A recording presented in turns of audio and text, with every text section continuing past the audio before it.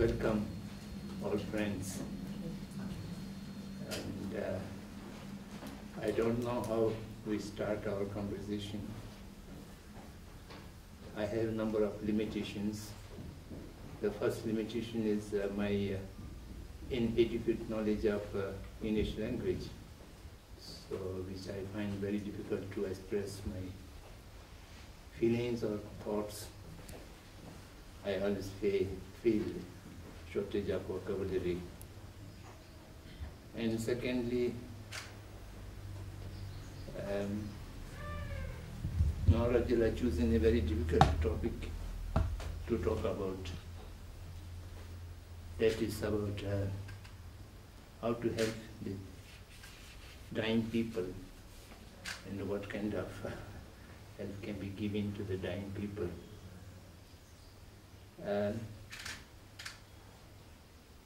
The death is one thing, no one has direct experience. Whosoever dies never comes back to tell how he experienced. So, apart from that, the concept or the perception of the death is greatly varied from faith to faith, tradition to tradition, community to community. And there's no any common ground to understand what is death and how the process of death comes and what is after death. So these are unresolving questions with which the humanity is struggling for the times immemorial. And now, for quite some time, the modern scientists quite confidently say there's nothing after death. But that also now gradually changing. Now the science people, the top level scientists are not willing to say there's nothing after death. They only say we do not know. We do not know what happens after death. And I think that is more honest statement. Completely deny the continuity of consciousness after death is not very easy task. And some of my very revered scientist people, they say a little bit differently. They say, we do not know what will happen after death, but there is a doubt. There is a doubt that there might be some continuity, and therefore the benefit of doubt must be given to the dying people. So that also, I think, makes sense. If you do not know, then you cannot completely say that there's no doubt. Not knowing means there's a ground of doubt. India is most ancient country where numerous philosophical traditions are originated and developed. Among them, 6 major traditions. And apart from that 6 major traditions, the Buddhists, the Sikhs, and the Jains, and the other are later on. And out of these numerous different traditions of philosophy, only one philosophical tradition who denies the continuity of anything after death. That is the tradition of Charvak. Charvak says the mind, the consciousness is a part of body, and it is a quality of body. If you have a good body, you will have a good mind, and you have a weak body, and you will have a weak mind. And when the body disintegrates, the mind goes there.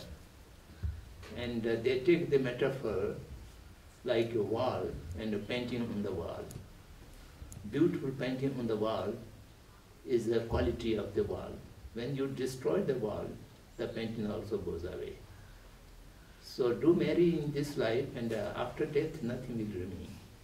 Apart from that, all the other traditions do believe the continuity of the soul, who believe in a soul, or who are not believing in a soul, they believe in the continuity of consciousness,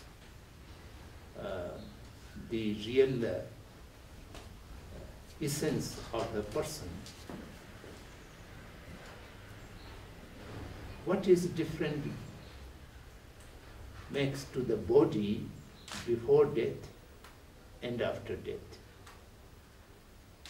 Until a person is clinically dead, the body do not completely disintegrate, decay. It do not decompose, at least. It remains. When the death occurs, then the body completely becomes a corpse and useless dead body.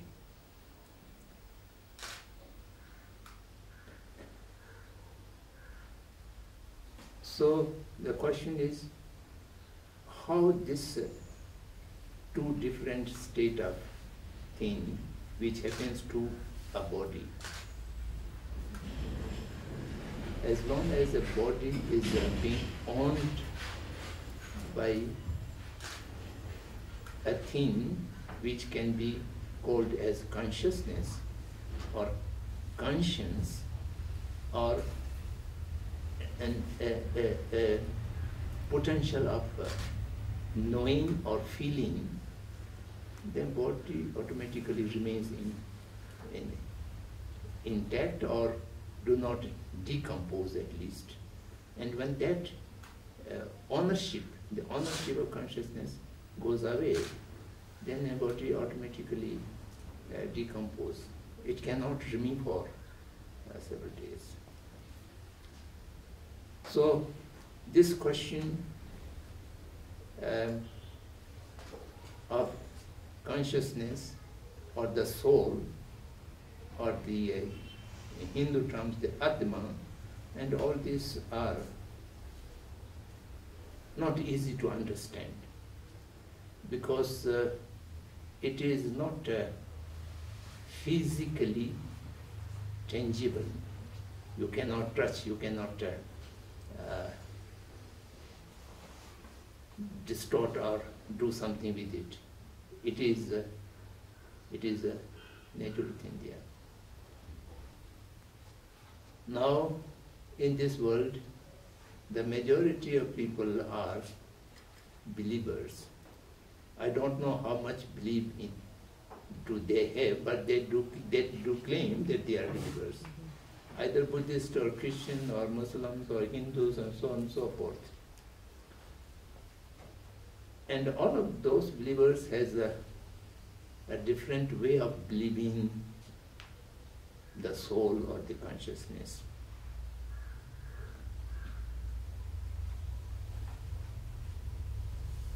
Most of the Christian tradition, I was told that the soul is the finest creation of the Almighty, and then after the disintegration of the body, it will remain either in good realm, in the heaven, or in the hell. So there may not be a past life, but majority of Christian believe do perceive or conceive a next life. And the next life may be in the heaven or in the hell. So by this way, they do not deny the continuity of soul or continuity of consciousness. And similarly, the Muslims also, they do not talk about past life, but they talk about the future life, and their concept is a day of judgment, and during which everybody comes up, and then there will be a judgment from the Almighty. And the entire Hindu tradition, including the Jain, they very strongly advocate an Atma, a soul, an independent soul, which is unchangeable, untransitory, which is permanent, and which takes the body from this body to next body, and from next body. So there's no beginning of life, and there's no end of life. So this life has a numerous past life, there's no beginning. And it will have no end when we die from this body, and the soul takes another body, and go on. And then this is transitory. From good realm, they can reborn in the bad realm. From bad realm, they can reborn in the good realm, so on and so forth. Buddhists neither believe in a soul nor in Atma, as that similar that of Christianity or Hindu traditions. We only believe a consciousness, a stream of consciousness. The stream of consciousness is not a permanent, it is ever-changing, but it has unending continuity. And therefore, as long as that consciousness, with force of past karma,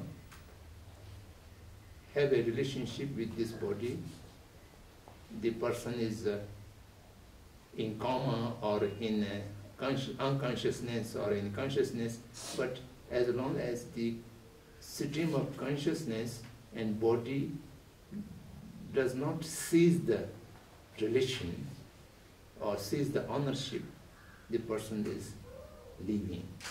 And then they seize the ownership, the person is dead. So this is the Buddhist way of looking to the death. Then we have a complete explanation of a process of dying. If someone is dying with a natural death, of course in an accident or bomb explosion, then that is instant death. There's no process. And without forces, then death comes. The separation of consciousness and the body is very violent because it could not go through the natural forces.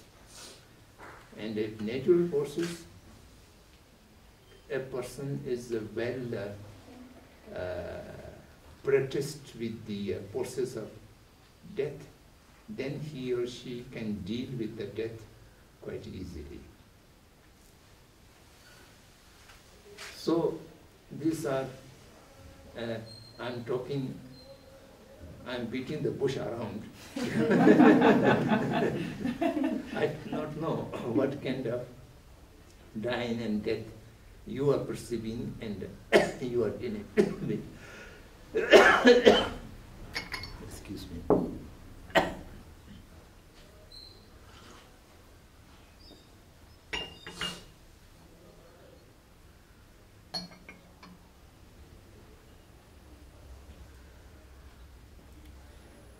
What I am trying to communicate to you is that unless and until we have a common ground about the concept of death, then we may not be able to have a meaningful dialogue how to deal with that death.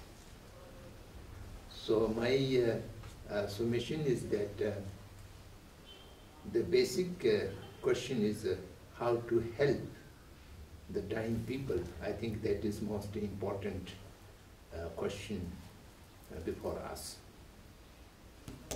And also that is practical.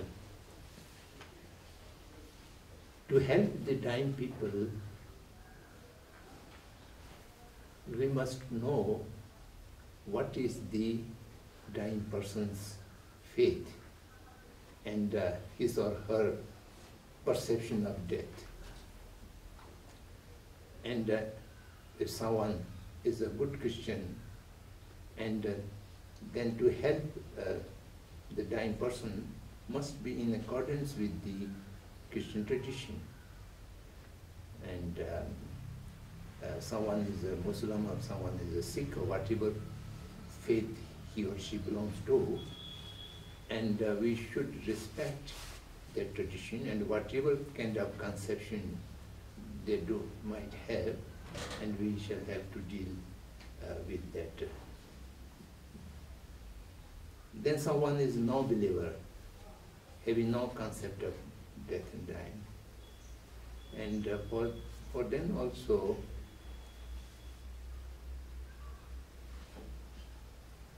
there are few things which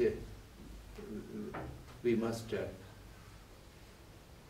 have sensitive to the dying people.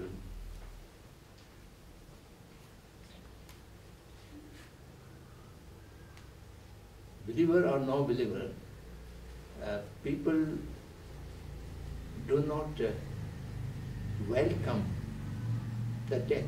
This is very common. And everybody wishes to live, not to die. This is, I think, a common feature, not only among the human beings alone, even the animals, they try to survive. There's a theory of survival of fittest. So that means that each living creature has a tendency to hold on the life and avoid the death. And death is looked with fear and with unpleasant and with disliking. No one is able to welcome the death. So this is the greatest problem. Lama Tsongkhapa said in his Lamrim commentary that every wild or stupid people, everybody knows one day he or she will die. I think everybody knows we cannot live forever. Since we have taken this body, we have to give up this body sooner or later. But even the diseased people who are going to die next few minutes, that person also thinks, I'm not going to die now. I may live till tomorrow or till day after tomorrow or till this afternoon. When very serious patient in a ICU, they still have a kind of feeling that I'm living a bit longer and bit longer. So that is the sign that we do not wish to embrace the death willingly. And at the same time, there is a fear of losing the body, or fear of losing the life, fear of losing the positions, and fear of losing the relationship with the husband, wife, children, parents, whosoever it may be, the dear and nears going to be loose. This kind of fear is always there. So, therefore, then at the same time, to come to the end of this body, the body feels great deal of pain and discomfort. That is another problem for the dying people. Body discomfort and emotional fear and attachment makes the dying people absolutely uncomfortable, fearful. So to help those dying people, I think in the modern medical science has a lot of facilities to reduce pain, or perhaps not reduce pain, but to not experience the pain. So these are good for helping the dying people. That there might be pain, but that pain does not acknowledged by the brain. So that kind of medication, and then to avoid any cause of anger,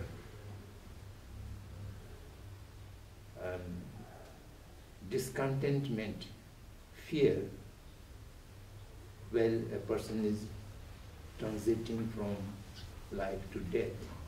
At that time, what we can do?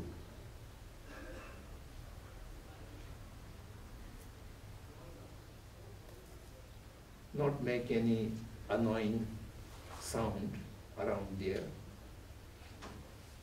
not say anything which is disliked by the dying people, or not saying any word, if he or she is able to hurt, which is going to hurt to the dying people. And to make mentally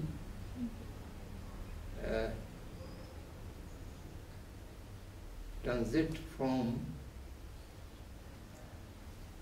sensitive stage to an insensitive stage without much any struggle or problem and feeling pain. So that's how a person can go into death smoothly.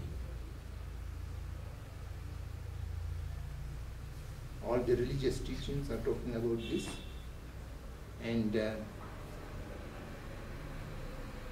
even the non-believer who have not any faith, they could die peacefully. Die peacefully needs to avoid any immediate cause for anger, fear, or strong desire. All these things, I don't know how we can try. And any believer, as I mentioned before, there are different ways of showing the holy signs. For example, a Buddhist person is dying, a picture of Buddha or picture of his teacher may be put in his sight, and he or she might look to it, and then some prayers or mantras can be chanting, or beautiful sound recorded may be played, so that the person can smooth the mind slowly.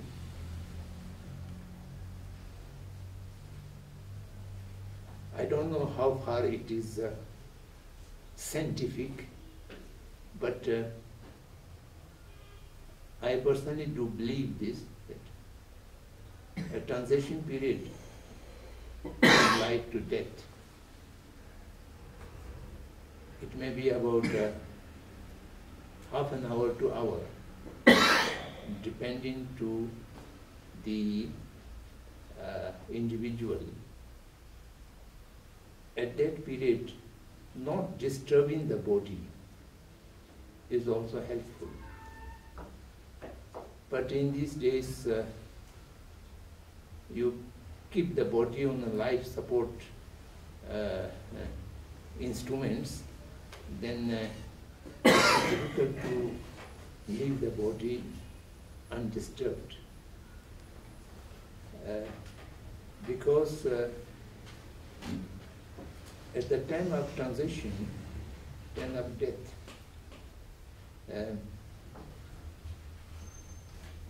body become very weak, and also for certain period of time it remains sensitive. When it is very near to death, then the sensation in the body goes away.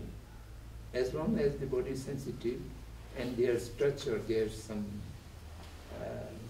movement on the body which distracts the entire person's attention.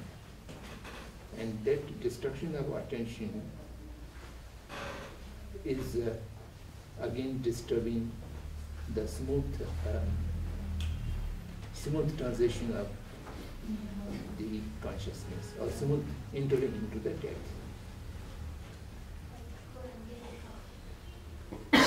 I have a personal knowledge. One of my very close friend, he was a literary person, very famous person. When he was dying in the All India Medical Institute, Delhi, in the intensive care unit, at a stage the doctors removed the life-supporting instruments, and his wife was sitting his bedside and holding his hand. And then his heartbeat comes back and goes away, and comes back and goes away. And it is very difficult to pass away. Then doctors told her, what you are doing, you must remove your hand. And then she removed her hand and she just pushed away her chair bit from the bedside.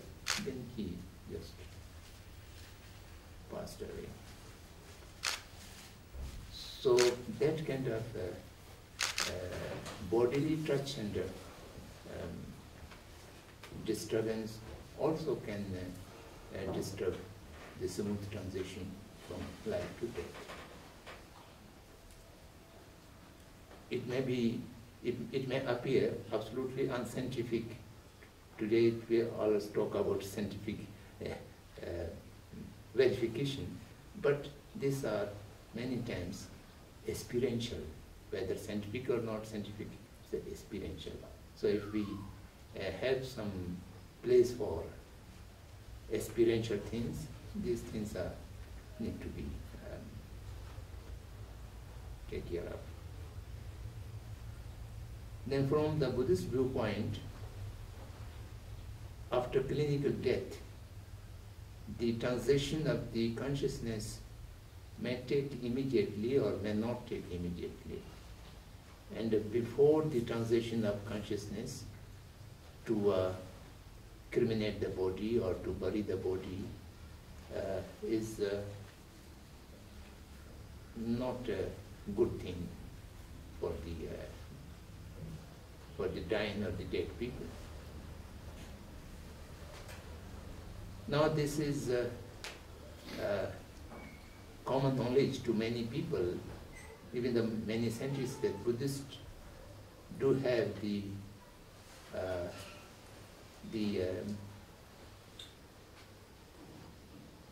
concept of dead meditation, dead samadhi, and who remains in the body for many days, although clinically completely dead. No breath, no heartbeat, no brain waves. The Mind and Life Institute people are now experimenting those kind of death samadhis. And they have a lot of instruments are lying in the Delhi hospital, and they go around, some important Lama pass away and he remains in the death samadhi. Then they put the instruments, and we do not know what result they have found out. They do it. This is now scientifically undeniable. As long as the person is in death meditation, the body remains intact, as like a live person.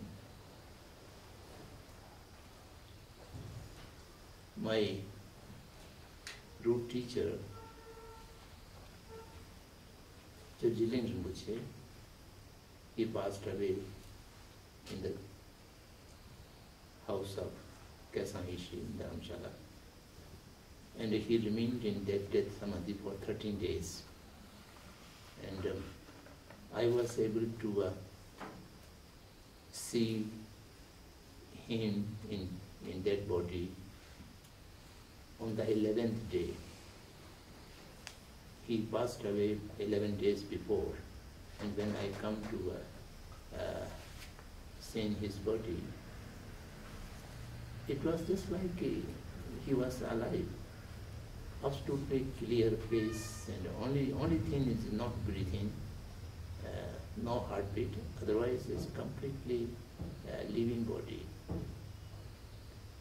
And thereafter, only year before, last year, one of my senior colleagues from my monastery, who became the head of the Gulubaset Gadanchiva, he remained 21 days.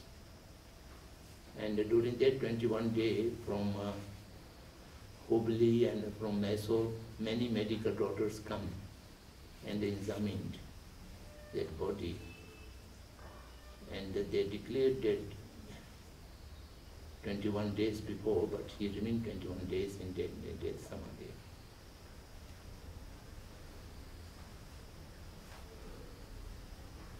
So that means there's something which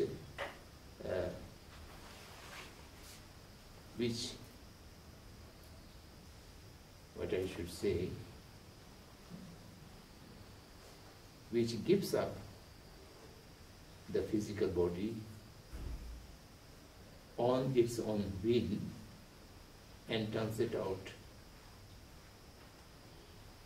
So therefore, as I mentioned before, we must give the benefit of doubt to every dying people, whether someone is a believer or not believer, to respect there's something inside that body and it is going to transit. And for that, we should give all kind of facility and all kind of congenial environment for that transition. So these are few stray thoughts which I put before you. It may be absolutely unuseful for you, or it may be, you may believe irrational, whatever it may be, but it can be a point on which you can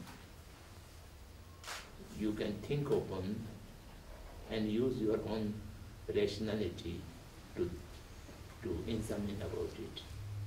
And I think now I would ask you to, if you have any questions or comments, so that we may have more interactive way. I'm talking without knowing any of you. That is very difficult to establish a dialogue. So your understanding, your outlook and your attitude, not knowing, then I'm just making a monologue with you. So it may be useful, it may not be useful. So I invite your comments. Thank you very much. In the care that we provide in healthcare, there is a difference in knowledge from the professional people like the ones in this room and the person receiving the care and their family. How can we overcome our ego to continue to be compassionate in the way that we provide care for those people who are aging and dying?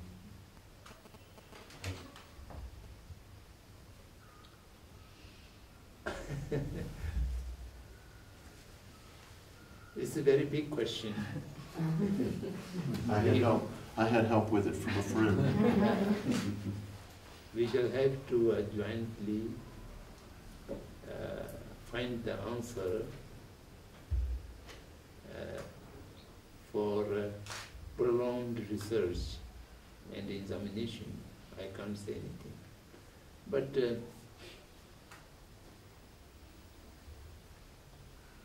compassionate mind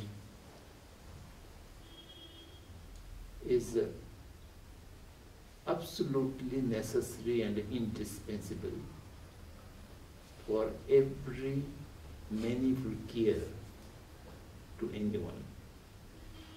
This I can say with dignity. A mother to care her child, it's all outborn of compassion. Compassion without selfishness. After some time, then the compassion can be contaminated by selfishness and self-desire. But the natural born compassion is there. A teacher take care of student, an elder to take care of the younger generation, a younger generation to take care of the dying and old age people. All this without compassion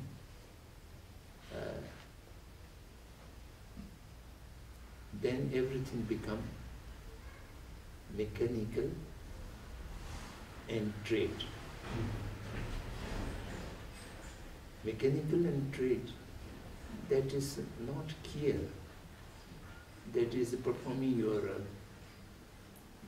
what I should say, your duty, your livelihood. Mhm. You are doing your livelihood.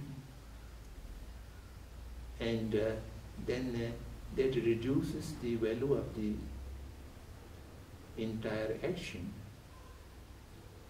And therefore, the receiver will not feel anything. It is imposition. Mhm. If a person very weak, lying on the bed, unable to put the blanket on his or her body, and if somebody compassionately put the sheet on that, not only putting the sheet, but that gesture, that action gives a kind of satisfaction and a sense of security in the weak person's mind. And you are on the round and it's your duty, you just put it like this.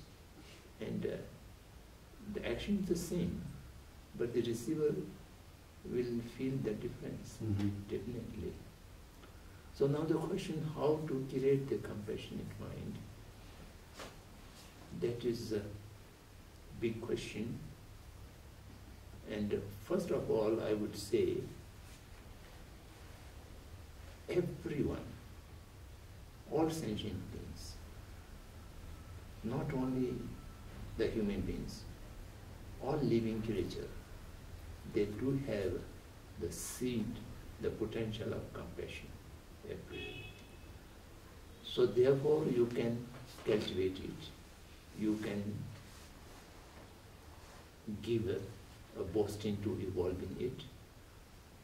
So the cultivation is absolutely necessary. His Holiness the 14th Dalai Lama is talking about secular ethics or ethics beyond religion. And he also talking about the universal responsibility with compassionate mind. And for that now people are trying to create a curriculum, how to cultivate the compassionate mind, how to arouse the seed of compassion. And of course it is not able to do in a day or two. It will need prolonged and perpetuate practice, guidance, and self practice for these are necessary. So now we are trying to define the care, and then secondly receiving the care, and then thirdly giving the care. So if you are able to define what is care, anything which is not born out of hate and anger, or not in a compassionate mind, which can be put into the category of care or not, that need to be examined. Once you identify what is care and what is not care, then first you have to qualify yourself to receive the care.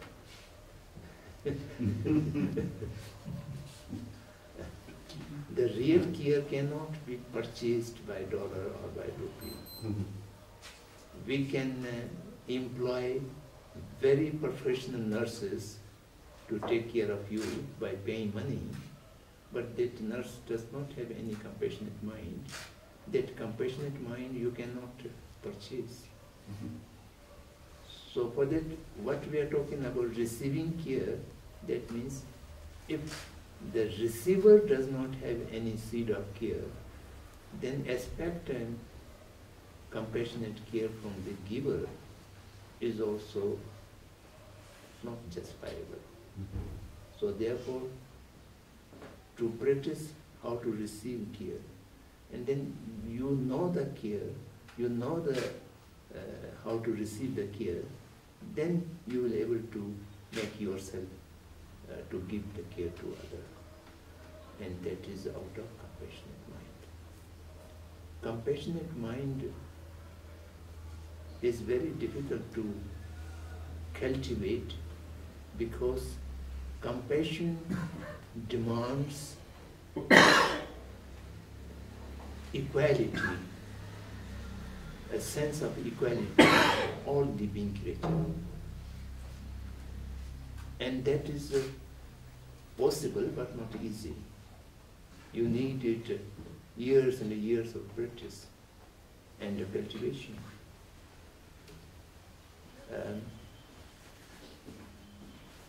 Because in our mind, in the ordinary state of our mind, all other beings are divided into many categories, and which is very clearly evident.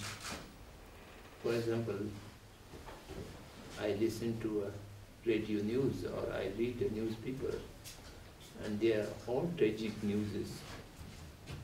20 people died and 30 people died. I feel nothing. It's just news. 20 is a number, and then the death, some 20. If that news is somewhere around in Dharamshala, then my mind reacts a bit different. Or somebody, my relatives or my friends might be involved in it. Or that news carries a name of your very close friend, then your reaction is completely different. But the news of death is the same. And the dying was a person, it was also same. But our reaction to this is entirely different. So how we shall able to cultivate in mind which has a equal behavior, equal feeling to all living creature. And that is the foundation of really a compassionate mind. But this I do not deny, the personal compassion to any particular person, that is also very good, but that is not enough. That shall have to be enlarged to the stage of universality, and it is possible.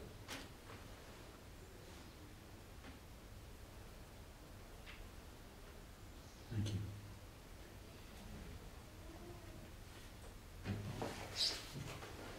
Your Excellency, what might, first of all, it seems clear to many of us as we listen to people speak and teach to us that there should be more time, especially in the West, given to that body for after it dies, to allow just more time instead of whisking it away for whatever. That's becoming more clear to us. What are the negatives or the consequences that we might see in the next life or around us for not doing that, for not providing that time for that body after life has actually left it? I am speaking from the viewpoint of the Buddhist concept. So I mentioned in the very beginning that dying is a lengthy process which shall have to be completed in a certain period of time, which may vary from person to person. Someone needs 5 minutes, the other may need 3 hours, and yet another may need 4 or 5 hours. So this is very variable from person to person. Then what I mentioned, that accidental death, like explosion of bomb or crash of aeroplane, then there is a unnatural parting of body and the consciousness. And this unnatural parting gives the shock, unbearable shock to the consciousness, the stream of consciousness. Due to that shock, it will find it great difficult to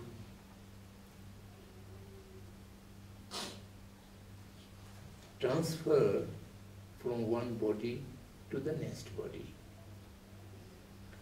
because it is unnatural departure. Metaphor we use that a person who is very proficient in a high jump or long jump, to performing that jump, the person shall have to take certain position. Or for high jump, his body needs to take in a position, and by that way he can or she can jump properly. And without taking position, you just throw that person and it cannot jump properly. So similarly, the consciousness to transit from one body, go out of that body, and then enter into the intermediary, and from that intermediate then to search a new body. So these are the forces of the consciousness. So if you did not allow to the natural departure, a person might be dying in the hospital bed, but just after the stopping the breathing, you throw it away, then his departure may be similar with that of a bomb explosion or air crash. So it becomes an accidental death. So that's why the time allotment is quite helpful, and you need not wait for indefinite time. the body sign is very clear. As soon as the consciousness departs, the body smelling or something, absolutely the colors are changed. But that can be observed if someone trained to this. In Tibet, the dead bodies have been taken care of by some particular people, and they know when it should be disposed of. The other sign, which is very gross and visible sign, is the body loses the flexibility. That is also an outsign of departing the consciousness. Dead body, if you take, it is like this, you need to wait. Then it becomes like inflexible. Then there may not be need to wait anymore.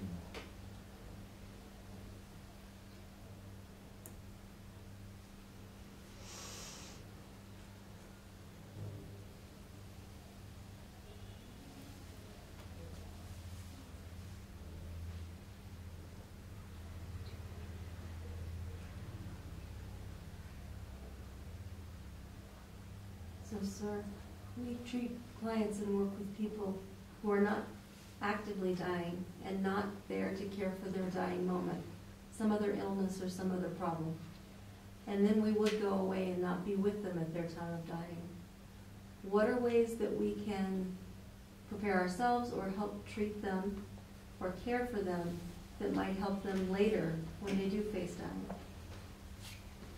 What ways can we show compassion earlier in their lives that might help them later when we can't be there?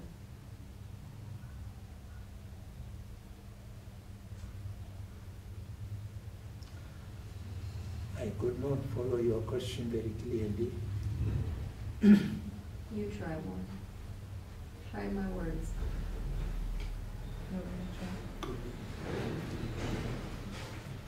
I think what she's saying is sometimes we're not going to be taking care of the person at their time When of death. actually the person is dying. So what can we teach them earlier on about their own process of dying that might ease that process for them, or teach, make them more peaceful at that moment?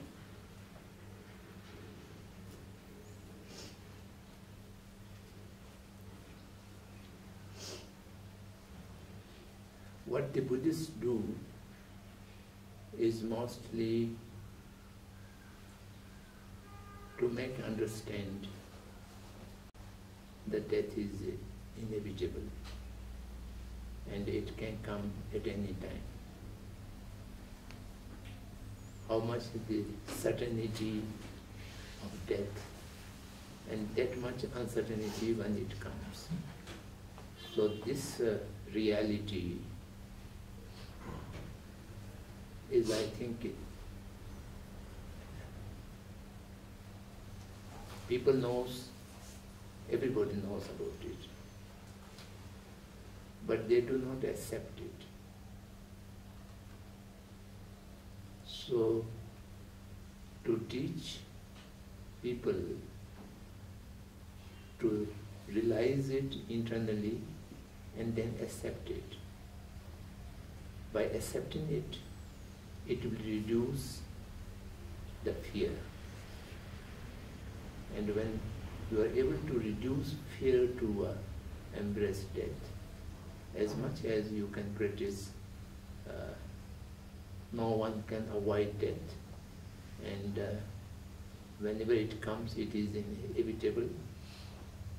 So therefore, I should create in my mind a kind of willingness and accepting the event without any fear. So I think that is common and basic.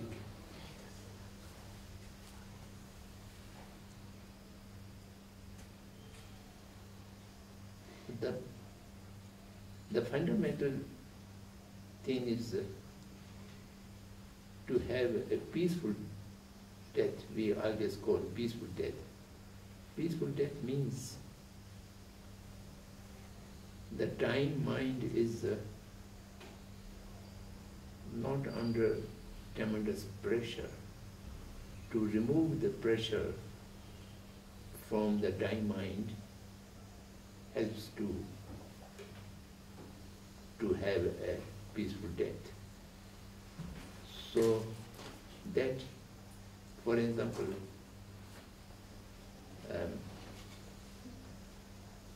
among the old age people or among the patients, in India there is a social tendency not talk about death and not telling people the inevitability of death. So this is a kind of taboo. I think that should be reversed. We should talk about death and we should be more familiar with the process of death. And by talking about the death, people become more open to death and can evolve a kind of courage to face the death. And that we can do much, much before the age of death comes. And if some have this kind of awareness, that would much help.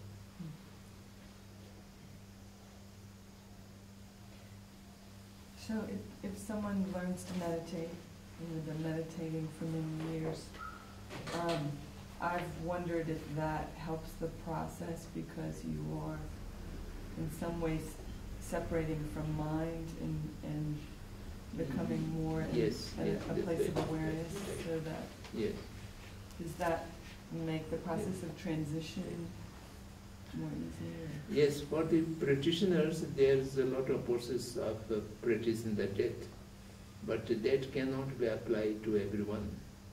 Who are not practitioner cannot become a practitioner, and who are not believer cannot become a believer.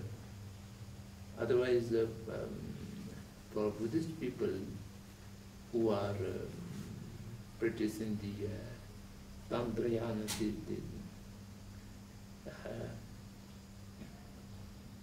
they actually practicing the transition of consciousness from the body.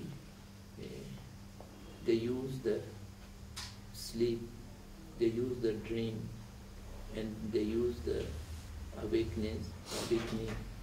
So all these processes they can practice in this way.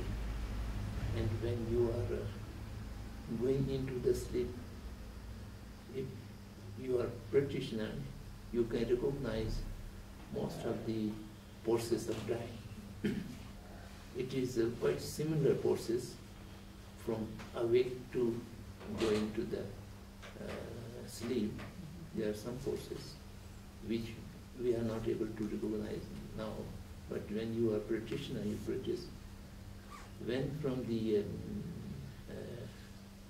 the very deep sleeping, coming back to the dream, there's another transition, and then that dream works for some time and goes back into the deep sleep without dream, and that is another transition.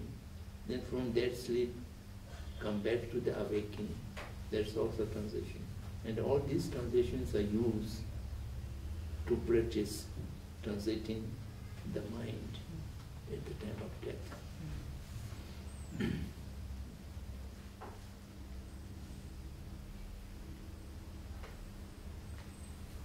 I think our time is up. It is scheduled. We can stay all night. Yes. Thank you very much. Would you have time to give us a blessing? Pardon? Oh, That formality is not necessary. it's not. Okay, thank you. May I ask you one quick question? Oh yes, of course. So in Buddhist belief, we're talking about when we bury our, well, not necessarily burying our dead, but if we do bury our dead, we're giving them time to die, so to speak. Their body is going to stay and then decay, right? So what is the difference between burning your dead and burying your dead? Burning and bury of the body. Yes. I don't think there's any difference. The body need to be disposed of clearly, not to pollute the environment. Because when dead body, if you do not dispose of it clearly, it may cause a lot of pollution to the environment. So therefore, in Tibet, there are 4 different systems. One is burning, and the other is burying, and the third is putting into the sea or river, and the fourth is given to the birds. And all these are depend on local situation. For example, in the central Tibet, they do not have sufficient wood or fuel to burn every dead body. And they use for cooking only the cow dung. And cow dung is not sufficient to burn a body. So therefore their disposal of body is to give it to the vulture, yeah, the bird. And all the body disposal places, hundreds of birds are permanently residing there. And this is completely clear, not a drop, not a small piece of bone will remain, completely disposed of by the birds. And it is a technique how to cut and how to make the bones in pieces. And in my village, not only my village, in my area, Kham area, they do not allow burn the body during certain period of season. And therefore they have to bury under the earth. And again that period goes away, and then people are allowed to burn. Then again they take it out. And certain places they permanently buried. And permanently buried is also good thing because it is very quite deep, and put lot of earth on it, and it doesn't disturb the environment. And burning is of course very clean thing, and everybody consumes by the fire.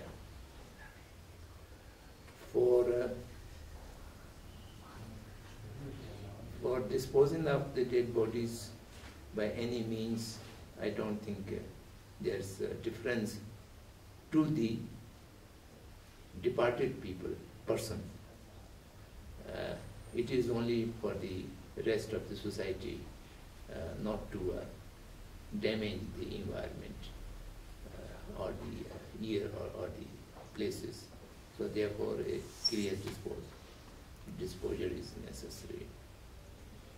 And then this is also different culture, different ways of disposing.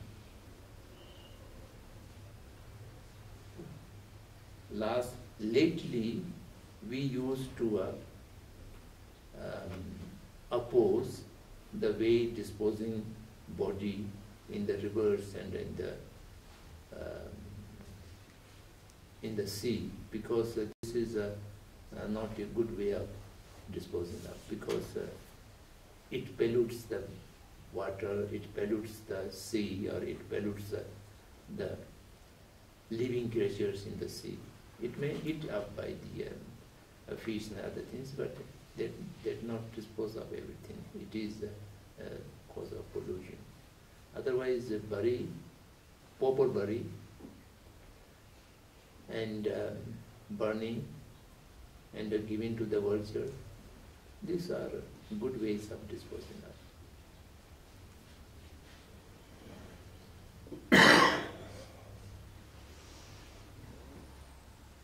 I have one more question. Yes, please, please. Okay. You are the youngest, I can think. You should ask more questions. So, if you were to tell a child in simple terms who is fearful of death, what would you tell them in order to relieve their fear? In very simple terms as to not confuse them.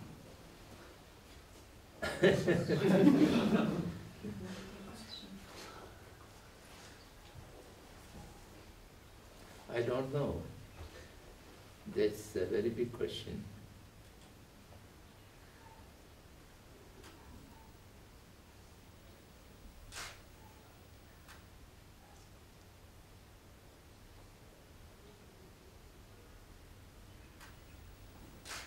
I do not believe that there is a blanket answer to this question.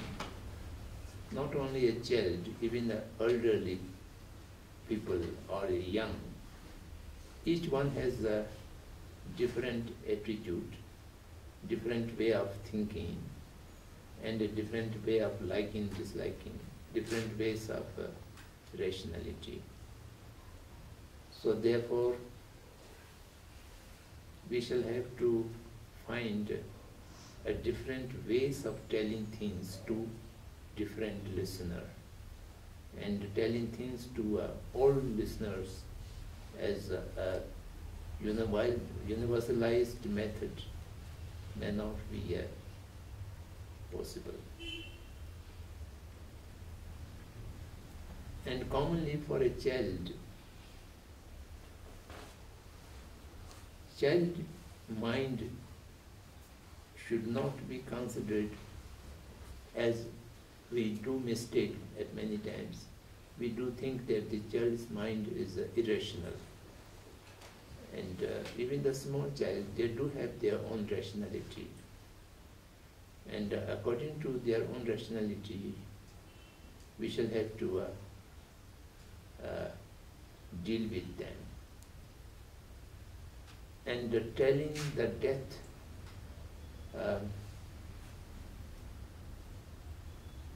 as a abstract subject, it may not enter into the mind of immature child. For immature child, they have to be communicating through certain metaphors or examples. If someone is standing by the road and if dead body is carried away, in India we often see, I live in Varanasi for a long time, and Varanasi is full of dead bodies crossing the street. And we look to that dead body, and child might ask what happened to it. And then we say the person died. And the child will ask, what is death? Then we have to say, now he is no more coming back, he is not functional, and he will not be able to speak again.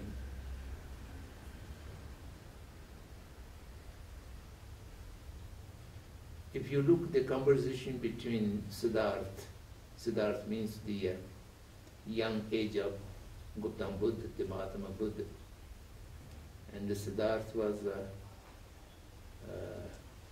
just taking a round in the street on the chariot, and he saw the dead body and the old people and diseased people, that story you might have heard about. And his question to his chariot driver was, when he told this is a dead body and he is no more, then the Siddharth's question was, does death comes to some selected one, or it comes to everyone? Then the Deva's reply was, whosoever have born in this body, and the death sooner or later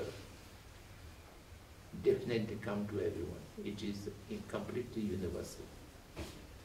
And that changed the mind of Siddhartha, because the communicator and the listener both were tuned in a similar wavelength, and that is how to communicate. So therefore, to telling a child, we shall have to establish the wavelength with the listener, and by that way, I think we can find for each individual how to communicate them.